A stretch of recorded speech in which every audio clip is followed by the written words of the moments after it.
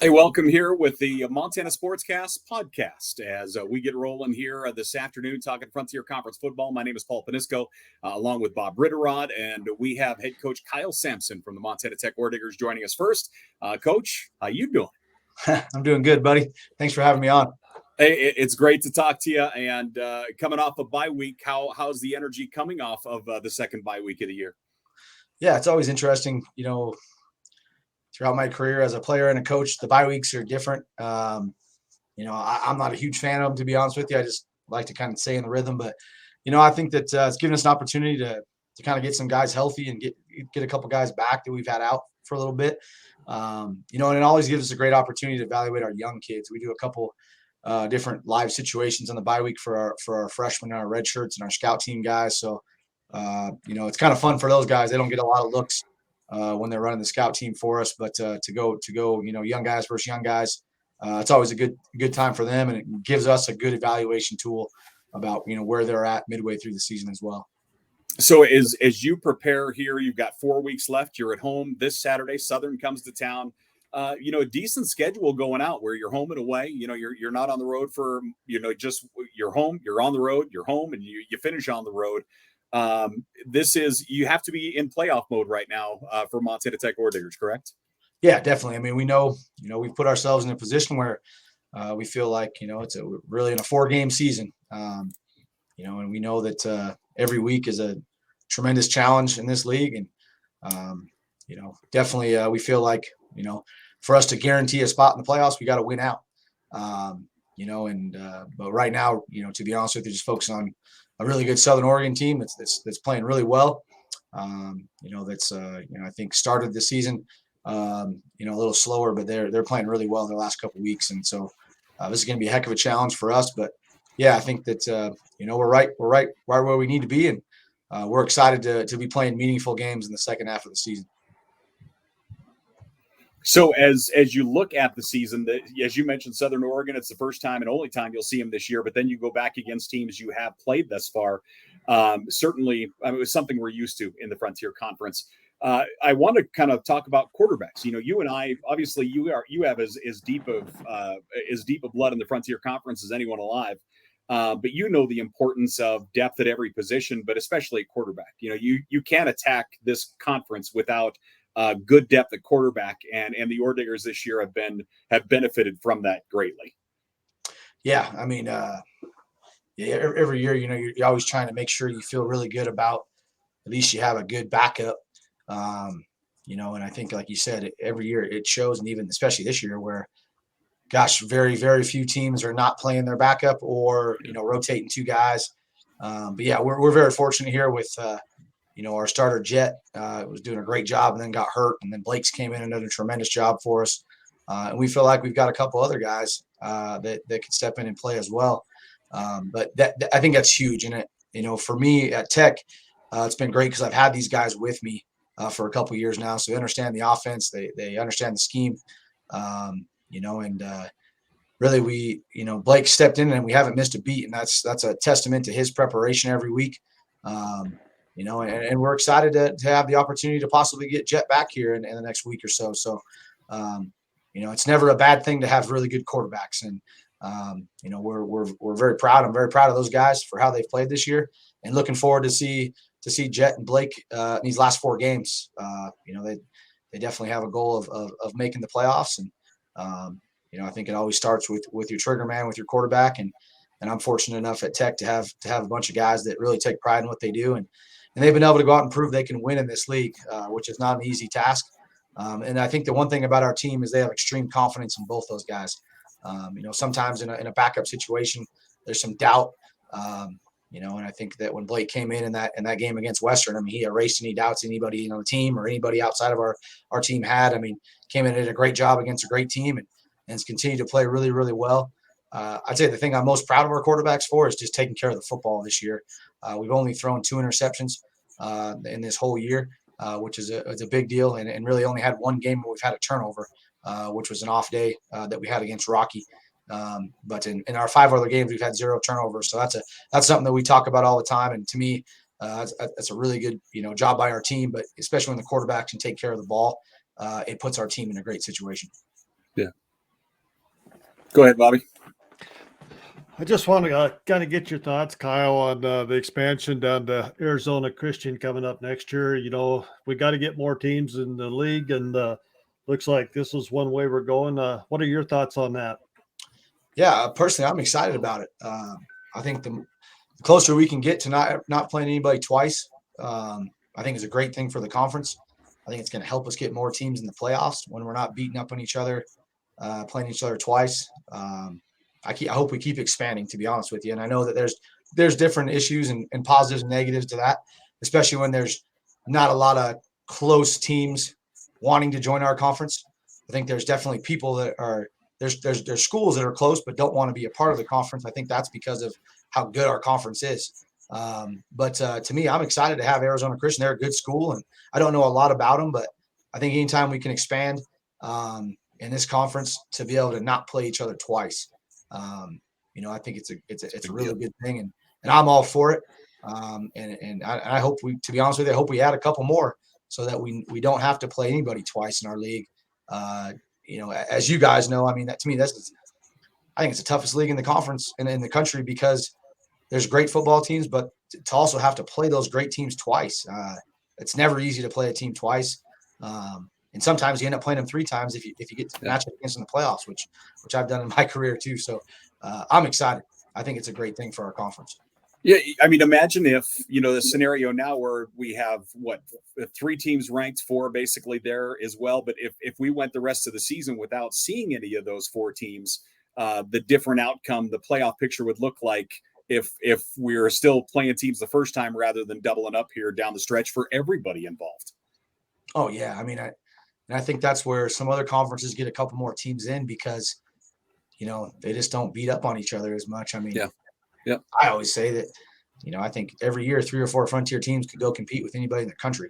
And unfortunately, I think that's just the way it is. And I think there's some conferences that get in that, that couldn't compete in this conference with any of the teams. But, I think it's just one of those things where you got really good football, but it always ends up where you knock somebody out because you end up playing the other team that's really good too twice. And I'm excited. I think that it's going to be great. And, I'm hoping that our game against Arizona is in November when it's cold up here. We can go down there.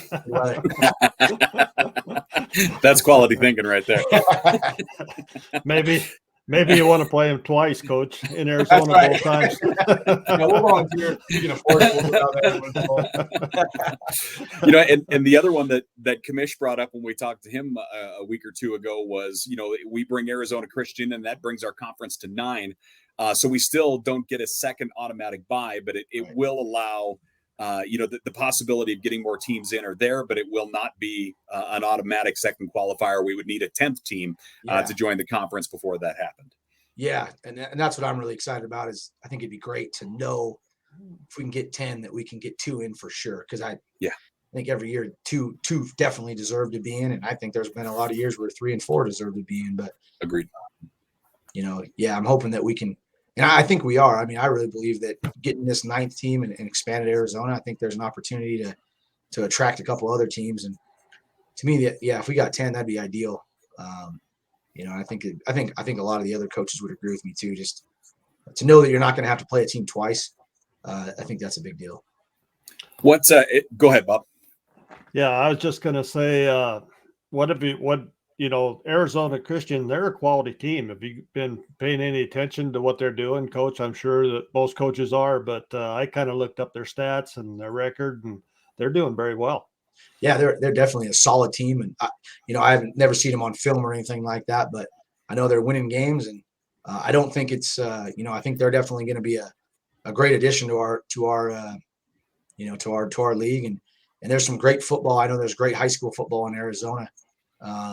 So to me, that could help our conference recruiting down there too, knowing that we're actually going to be playing down there. I mean, it's not like we're adding a cupcake by any means. That's a good team, and I think it's just going to enhance the level of our play in this conference for sure. The other thing I look forward to is to see what style of play they bring, because whenever we folded teams in, especially like Southern, you think about Southern when they came in, we were still a ground and pound conference. You think about the 100-yard rushers, everybody had several. And then Southern comes in with Austin Dodge and company, and all of a sudden we've got 500-yard passing games and really changed how the Frontier Conference was viewed and how we had to play. So the idea of what Arizona Christian brings to the game and what they do to the, I guess the overall format of the Frontier will be really fun to kind of watch. Yeah, for sure. I think that's kind of exciting too, to have to prepare for a team you never played before. And you're exactly right. I mean, it'll change the way that the coaches in this league prepare. It'll, sometimes it'll change the way you recruit. But I think it'll be fun. And like I said, I think it's really cool that we're adding a really quality team, that's proven they can win in the NAI. I hope that'll continue to enhance what people in the other parts of the country think about our conference. I think it's a great addition, and I'm really excited to have them. So go ahead, Bob. I think that, if we add them and we have 9 teams, there's a better possibility. I think that we will almost get 2 teams guaranteed, not guaranteed, but in there, since we are at the 9 team as good as we are. I agree. Yeah. I think that, I would hope that we could attract maybe one more team to, I think 10 would be great. Then you're guaranteed. Exactly. Yep. Yeah. So before we cut you loose here, Coach, you've got 4 games left. Everybody in the conference obviously does, looking towards that playoff picture. As the head coach of Montana Tech, what do you think the strengths are of Montana Tech right now over this last month of the regular season? Yeah, I think this is the time of year where, I always say this, but, taking care of the football in the end of the season is huge, and winning the turnover battle. I think our strengths of our team have been, we've been really good up front on both sides of the ball. We've been able to make plays. To me, this is where you really see the good teams separate themselves from the great teams is at the end of the season. I think anybody can be good at the beginning of the year. It's how you finish, though, and a lot of that time has to do with, your preparation, but a lot of times it's your toughness and your depth. And we've seen that on our team. We've lost some key players this year, but had some young guys step up. And I think at the end of the game, especially in this conference, it's kind of like, hey, who's the last couple teams standing that can withstand the season and the grind of it and the physicality of our conference. And every week you're facing great teams and great coaches. But just going back and doing the little things, right against these good teams at the end of the season. And to me, it's about, making sure that you go out and you're playing to win and not playing just to hang on. We got to be aggressive, but I feel really good about where we're at. Now we're excited to finally play a game again. It seems like the last time we played, it's been a long time. We're excited to get back on the field, and we know we've got a heck of a challenge in front of us these next 4 weeks. But this is why you play. This is the opportunities that present themselves when you have a good start to the season. And it's pretty fun to know that we've got an opportunity, and that's all we can ask for, is to go out and play games that mean something in the end of October and November. But as you guys know, you got to be playing your best football at the end of the year. And a lot of that has nothing to do with X's and O's. It's about your team. It's about the camaraderie that you have, the togetherness that you play for, and overcoming some adversity. And we're excited for that challenge. And, it should be a lot of fun this last month of the season. Bobby, anything for him before we cut him loose? No, I think that's good. Just want to thank you, Coach, for coming on. And sorry we didn't get her going yesterday, but some people couldn't figure out how to run their computer. So we won't mention any. We won't mention any names, but no names. No, I wish you all the luck in the world the rest of the season, except for when you come to Billings, Coach. And I'm kind of that way, I guess. But no, I do. I wish you luck. And like you said, Southern's an up and coming team. I think it's going to be a big game. It's going to be a big game for you this weekend. Definitely, that it will. They're a very good team, very coached very well, and got a lot of team speed. So should be great. Appreciate you guys having me on, and I think this is really cool. Like you were talking about yesterday, just to continue to promote our conference and our brand of football here in the Frontier. And anything I can do to help you guys out, please let me know. Perfect. All right. Coach, we appreciate you, man. I'll talk to you this weekend. Thanks, guys. Have a great day. All right, bye. Yep. All right.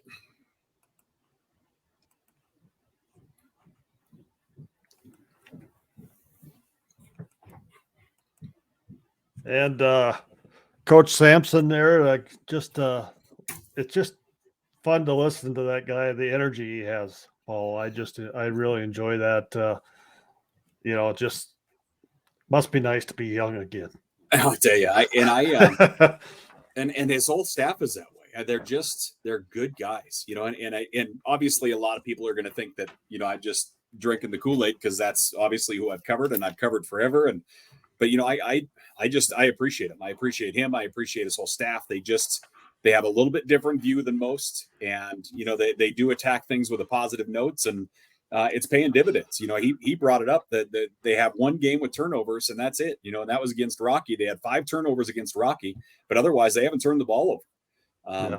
They're a solid football team, and you talk about Southern. Southern is a solid team that put together one heck of a week last week, and they're on the rise. So that is a big game here in the mining city, and as I talked about earlier, that game, if for we'll have College of Idaho coach and Coach Morosky here in a few, but you look at Rocky, you look at Tech, you look at Carroll, and Tech and Carroll are both sitting at 4-2, and they have to be in playoff mode right now.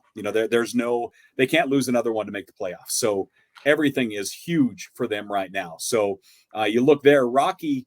I mean, you don't want to say you can take another loss, but to put it bluntly, they probably can, but you don't want to, the College of Idaho, obviously is sitting pretty at the top of the pile, but for Carroll, for Tech, it's you have to win to keep your season alive. And that is bottom end. You are already in playoff mode right now. And I think for Rocky, you're in that same boat as well. Oh, I think so too. Let's talk a little bit about the games this weekend. Southern coming to Tech. We talked a little bit about that. Rocky goes to Carroll. That's a huge game, I think. Northern at Eastern. It's just kind of a battle to see who's going to win that one, I guess. Yeah. And then you got College of Idaho at Western. And we get back to Paul talking about Western. They're just a team that Coach Norris always seems to have them playing at the right time. And what I mentioned earlier that Western plays College of Idaho, Rocky, and Tech, all 3 yet in the season. So they could definitely be a game changer for the end. And I would, and obviously I don't have the math to back this up, but I would like to dig into it. I would be hard pressed to believe that Western hasn't put more teams out of the playoffs than anybody in the conference. It always feels like, most of the time it's they're right there as well. They're fighting for that playoff spot, and they seem to win those big games. And that's coaching, that's pride, that's all of it involved. But yeah, they're a team that, they're sitting there at 2-4, and a lot of people might overlook a Western team, but I'll tell you, you cannot look past Coach Norris and the way he gets his guys ready. They'll be ready, and they will knock people out of the playoffs. And the other one that you can't look past Coach Camp at Eastern Oregon. I think, every year they win a big game. Every year they play that game that everybody in the world expects them to lose, and they win it. And I still don't count them out of the picture either. I mean, I still think Coach Camp in Eastern Oregon could come in here and knock somebody off and get a big win. And that just goes to our conference. Our conference is just crazy all the time. And I think that is still a very distinct possibility as we move forward. And we want to welcome Coach Mike Morosky. Coach, you go. Thanks for coming on today, and glad to have you. Yeah, my pleasure. Great to be here. Hey, yeah, Coach, we really appreciate your time. We're both fans of yourself and of the College of Idaho. We talked with Coach Sampson before this about the impact that the teams have all made when they joined the Frontier Conference. And I look at the College of Idaho, and you guys have to be the model citizen for how you start a football team and how you get it underway. When you joined the Frontier Conference, you made an immediate impact. And you have just done incredible work year in, year out. And not only to become part of this league, but also, to be one of the powerhouses right now. Well, thanks very much. That I know that when they started the program here, they had a great plan and blueprint in place that they took from lots of different places that restarted programs. I do feel like the luckiest guy in the world for all the work and all the people that were involved. And maybe that's the number one thing. The whole college and community was part of the effort, in bringing about football. It's kind of football country here, as you guys know, in the great Northwest and Montana and Idaho. So it's been really, really good. Now, in terms of building the program, I think we were very fortunate in the early years to win a couple games and contribute to the excitement, because it's tough sledding. I just overheard some of your last remarks about the Frontier Conference, and it's tough week in and week out. And frankly, we've been fortunate to win some close games here in the last few years. But it's really, really a challenge in the best sort of way. I think it's great football, great coaching staffs, and we're just proud to be contending for another championship. We talked to Coach Sampson before about the bye week. You're on a situation where, you are full speed ahead on the tracks going hard. Do you like this second bye week, or would you rather just been kept motoring along? What are your takes now as we get past the bye week and get ready to get going again on Saturday? I think there's some functional benefit to us with all the potential for scheduling mishaps early in the year, with whether it's wildfires or and air quality or whatever it might be. We've all lived through the COVID era. One thing, coaching adage, but really it's an adage for the common man too, is you never know what's going to happen the next day. Beyond that, we've just tried to be better at the bye week and look at it as a positive thing. We have a chance to rest up a couple guys and get our young players more involved in the bye week. So it's really been a positive thing for our program. As you get ready for this back after it here, you'll have Western, you'll be on the road at Dillon taking on the Bulldogs, and your schedule forward isn't bad. You're on the road at Western, you're home for Southern, you're at Eastern, and then you'll finish with Carroll. How has the season gone thus far? Obviously 6-0, it's been successful, but talk about the conference a little bit, and then we'll talk about finishing out this regular season, if you don't mind. Yeah, you just never know how it's going to play out at this stage. I think everything's there for us. We feel great to have the opportunity to like I said, compete for a championship. We put ourselves in that place, but everybody's good. And I think I'm sure Coach Sampson said the best thing, that the Tech, our game against Tech 2 weeks ago was one of the best football games I've ever been a part of in my whole life. Obviously it helps to come back and win, and we feel great about that, obviously. But in many aspects of the game played out like two good teams should play it out at the end. We scored and tied it up with a big play. They drive it right back down. We're able to hold them inside the 10. They kick a field goal just like they're supposed to do. We have the ball with 1:22 and one timeout. And I told some guys on our team just up and down the sideline, well, in a game like this against a team like Montana Tech, you can't ask for anything more than that, and that was before the drive, and we drove it down and made a couple big plays. There was some bizarre plays in that drive too, I'll say. I don't know if you guys saw that, but and then we break a long run up the middle, which is exciting and fun. But hats off to Coach Sampson and his guys. I think they're an excellent football team. That the games between the Yotes and the Diggs, especially at your place the last couple of years, have given some people some heart issues. Yeah, my wife and family included. So, but yeah, the last 4 games, I think against Tech, we were going over that. And, 4 years ago, it was a walk-off in overtime. 3 years ago was the 57-yarder. 2 years ago, it was a sack scoop score, that put us over the edge. And then this year. So, again, we have the utmost respect for all of the conference teams and just how good they are, how well prepared they are, how well coached they are, the talent level. So it really is, in my estimation too, I talk to our fans, and Bill Walsh used to say, it's really real competition when it's true competition, when you really, really have two evenly matched teams going at it, and you see what's going to happen. And that's why college football all around the country is is the greatest game on earth, in my opinion. And the Frontier Conference, I firmly believe I've been at the lower levels my whole career, and I wouldn't have it any other way. I love it. I love the Frontier Conference. I love what everybody stands for and what we're doing. And the level of football is very, very exciting and very, very competent and very, very strategic. And it's tense on Saturdays. So the fans aren't the only ones with a heart issue. No joke. I'm tweaked every single week, as we're preparing and during the games. Go ahead, Bobby. Well, Paul, I'm going to let you go. You wanted to talk to him a little bit about the offensive and defensive line. It just seems like since day one, you guys been powerful up front. Yeah, I mean, that's the one thing that I wanted to bring up is, from day one, as Bobby said, that your offensive front, if I categorize College of Idaho or any of the teams, the first thing I think about when I think of the Yotes is front. You always have tremendous running backs, but those two obviously go hand in hand. But boy, it always starts in that offensive front. Definitely. And hats off to our O-line coach, Greg Stewart, who's been here for 3 years now. And he played in the Frontier Conference at Southern Oregon.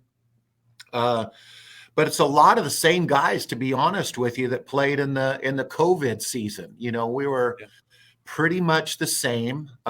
We've added a center from Clarkston, Washington, which is just across the border from Lewiston, Idaho.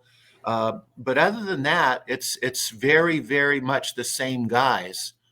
But they're 3 years older and 30 to 35 pounds heavier. And so we are as good and as deep as we've ever been on the offensive line. So you're right on the button there. I think that's what makes us go. I believe even though I'm a tall, slender quarterback, I want to be able to run the ball physically. I think that's important in a tough conference like the Frontier Conference.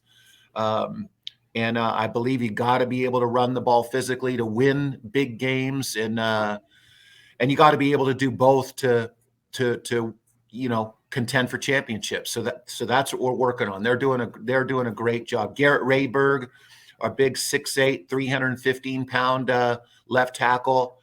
When he got to Caldwell, Idaho, he was 6'6.5" and 250 pounds, and couldn't bench press 220, So that's the business we're in, is the development business. That's what I believe in the program back even to the early years. We didn't jump heavily into the transfer market. We always have a few key guys that transfer in, but it's build with guys who are going to be here 4 and 5 years. And you do see some remarkable things. And that dates back to my history at UC Davis. That's the way we ran the program there. So that's kind of my blueprint for it too. But you're exactly right. I think this is as strong as we've ever been on the offensive line. And that's saying something. Yeah, and that kind of goes why you got a couple of the top running backs in the conference as well. I did the game when you played at Rocky, and I was very impressed with those two backs. It didn't matter which one had the ball. It didn't seem like against Rocky that day. And running back's a tough position. We really miss Nick Calzaretta. He was one of those guys, like Tech's guy, like Western has I think, one of the best backs in the country. No.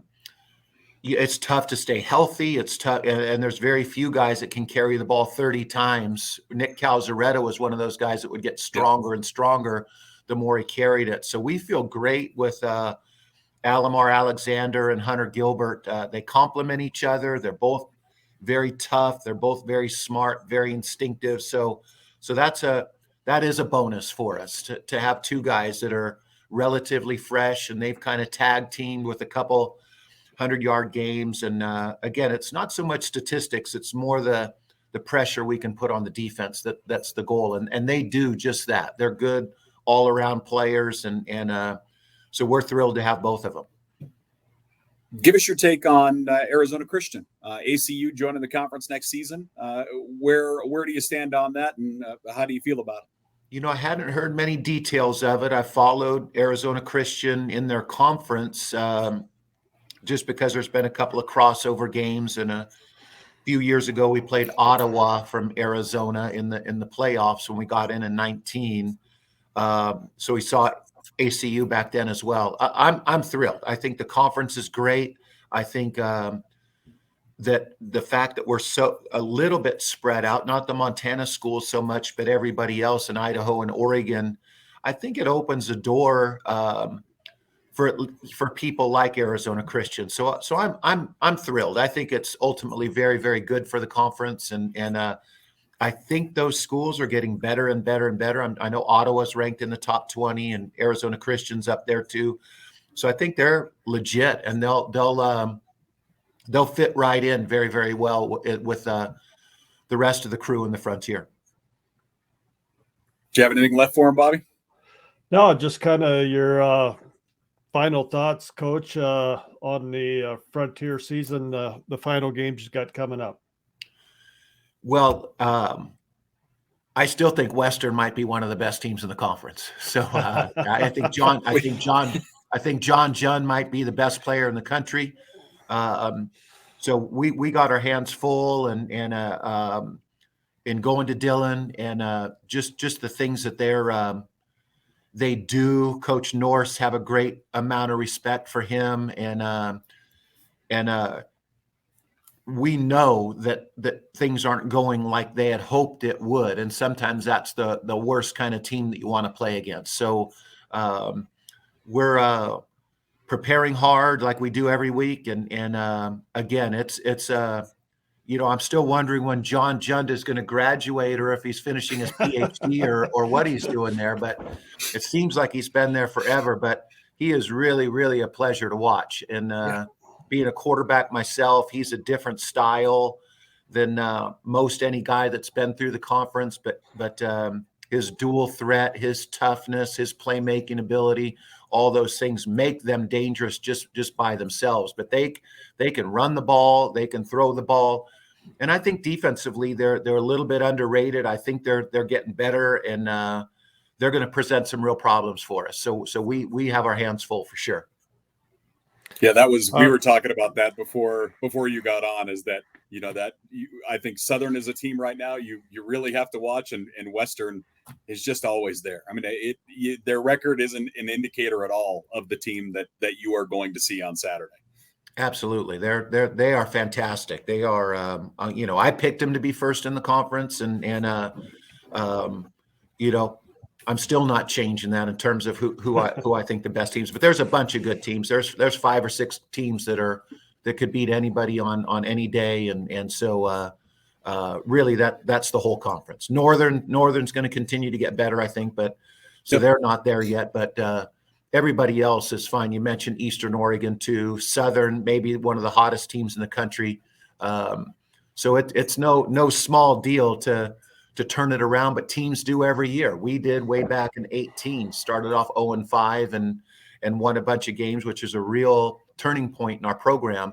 But really just because of the quality of people that we played against week in and week out, and we're able to win some really close games down the stretch. So I expect our game Saturday to be close. I expect all of our last games to be close. And we try to talk about that all the time, that are we ready for a close game when every possession matters? Are we ready to go to overtime? Are we ready to kick a field goal down the stretch? Are we ready to drive the field? So are we ready to get a big stop? So that's what makes college football great. So we're excited. Yep. Well, thanks for coming on, Coach. I know you're a busy guy, and we really appreciate talking to you. And I have all the respect in the world for you and that program out there. Beautiful facility. Besides, a lot of people probably don't get out to see it, but I've been there, and very nice facility. And gosh, it was a beautiful day. I remember about 72 degrees that day. Just beautiful. Well, thanks so much, guys. Really appreciate it. Thanks, Coach. Glad to help out. All right. Take care, man. Thanks. Okay, we'll see you. Coach Mike Morosky, College of Idaho. And he brought it up. I mean, and obviously a lot of that is you don't want to give any blackboard material to your opponent for the next Saturday, but he's absolutely right. I mean, everybody right now is scary, and you'd better approach every game that way from top to bottom for the next 4 weeks. Oh yeah. That's just, that's what makes the Frontier Conference so fun and so good, Paul. I mean, yep. What would we have to talk about? we don't talk about anything else, Bob. No, we get blamed for that, but no. Well, again, our thanks to Coach Sampson, Coach Morosky, as busy weekend of the Frontier Conference, and 4 weeks left, counting Saturday. So there's a lot of movement to be had. I'll put you on the spot. Do we get more than one team in the playoffs? I don't think we will. I don't either. I want to pray that we do, but I just don't see it happening. Yeah, I think the only way that would happen is we'd have to have two teams in the top 10, 12, I think. Okay. And I don't see that happening. We went through the scenario last year, Paul, with the tiebreaker, and it was kind of confusing of just what that tiebreaker rule was. And I asked Coach Stutzery at Rocky, I says, have you guys got that figured out this year? Because there was a little bit of muddy water last year, I think. Yeah, I agree. And I think I think a two-loss team can get in as, a 15 or a 16 seed, but you're just not going any farther. So a two-loss team means Rocky is on real thin ice. And, like I said earlier, I mean, Tech and Carroll are both trying to keep afloat. And there is a lot of work to be done for anybody else to get into the playoffs. Well, and the one big thing for College of Idaho, I think, is that, they don't play Rocky or Tech again. Yep. And we play big. Rocky and Tech play each other. Western plays us all.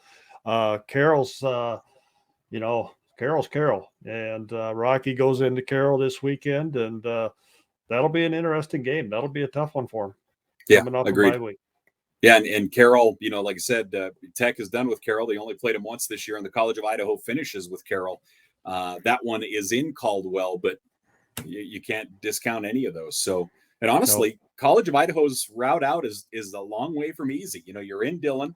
They're at home against Southern. We talked about how good Southern's playing right now. They're at Eastern Oregon, and that's one that I could see Coach Camp getting his guys going for. And then, they finished with Carroll. So we sit here and talk an awful lot about College of Idaho being undefeated, but boy, out their road in is not pretty at all. No, it's like they all say it doesn't matter how you're playing at the beginning. It's who's standing at the end. That's what counts. And, you kind of brought it up. I think depth is going to make the big difference. I think the team that has the depth is going to be the one that's going to be left standing, because we know that things are still going to get tough. There's good chance of some critical injuries coming up. And, those are the things we may be down to third string quarterbacks. Who knows? You certainly can't overlook what Rocky and Tech have both done with quote unquote backup quarterbacks. I mean, they are both exceptionally good still with their backup signal callers in, and it isn't too many years past where that was not going to be the case. If you lost your number one quarterback, I mean, think about even go back to Kyle's era. When Coach Sampson was playing, and I think he graduated in 2005, if memory serves correct, but that might be a little far back. But I mean, even then, especially, I mean, if Kyle goes down, they're done. If you lose your number one quarterback, especially in that good of a team, you're done. And now, it says an awful lot about how good these programs are top to bottom when you're bringing in your backup signal caller and you're not missing a beat. And sometimes, your offense changes, and you might be catching people off guard. You might be a little bit better in places. So, Paul, I'll put you on the spot. Who's going to win the conference? I think C of I. I think that, they have a tough road in. I still don't see them going undefeated, and that we'll see if that allows them to get a home playoff game or not. But I think they will. I can see them taking one loss. I don't see them taking two. So that puts a lot more pressure on Rocky in that scenario, since they're the only team with one loss. They still have a chance to run them right to the wire. But in my opinion, College of Idaho is the team to beat right now. I think that number 2 spot is the spot that is really up for grabs as far as the conference goes. Where do you stand? Well, I feel the same way, and I think we touched on it talking to Coach. I think his offensive line is the difference. I mean, they're good. They're very good. I mean, if they'd lost their center, maybe things would be different. I don't know what their backup guys like, better, Yep. Or something. But I just think their offensive line just put so much pressure on the defense. From what I saw, the game that when they played at Rocky, they're good. The difference in the game, and I think that'll Agreed. be the changer. And I kind of agree. I don't think they'll go undefeated. I think they'll end up with a loss, but they're going to win the head-to-head if Rocky and they are both one-loss teams because they won in the head-to-head competition. So and the other tiebreaker in that scenario that we have to pay attention to a little bit is Tech Carroll. Tech beat Carroll. Yeah. They both sit at 4-2 right now. So if that tiebreaker comes up, the head-to-head falls to Tech, and that being, of course, the only time they play this year as well. So that's a tiebreaker that could come up later down the line if we get to the end of this thing. See, and everybody talks about playing twice and this and that and being physical, but it only playing each other one time sometimes hurts. In this respect, like Carroll and Tech. If you split that series, then you go to the second tiebreaker between you two. Same way with Rocky and College of Idaho. If they would beat College of Idaho, then you go to the second tiebreaker situation. And maybe you got another team in there too. So it's exactly. Yeah, we all sit and whine about only wanting to play once. But then on the other hand, for those big rivalries, like for us here in Butte, we're like, man, I wish we played Carroll twice. Man, I wish we played Western twice. We want our every sandwich. We don't want to have to split sandwiches. Like we want our cake. We weren't going to eat it. But the one, that's the thing to look forward to. When we bring Arizona Christian in next year, we go to a 9-team conference. We will see, I truly believe we'll see 2 teams in at least every year, where we've seen 1, 2, if we're really lucky, the last several years. I don't hesitate to even think that we won't get 2 in, even as a 9-team conference next year. Yeah, I feel the same way, and then I think if we do get 10 teams, I think we have a good chance of getting 3 teams. Agreed. Especially if that other team is a competitive team, and I think Coach Sowers, it's got to be tough to recruit to Northern, but I think he's probably the guy to do it. He's got connections all over the country, and I think that he'll be able to do something there. He needs a good core to buy in. He needs guys that are there that are, and I apologize. They have a tremendous linebacker, local kid that has been awesome, but they need a good nucleus to buy in and believe and be the guys you build on. And if he has that at the end of the year, then he's fine. He'll continue to build. Everybody has been there. Every one of our programs in the conference has been there, and it's not pretty.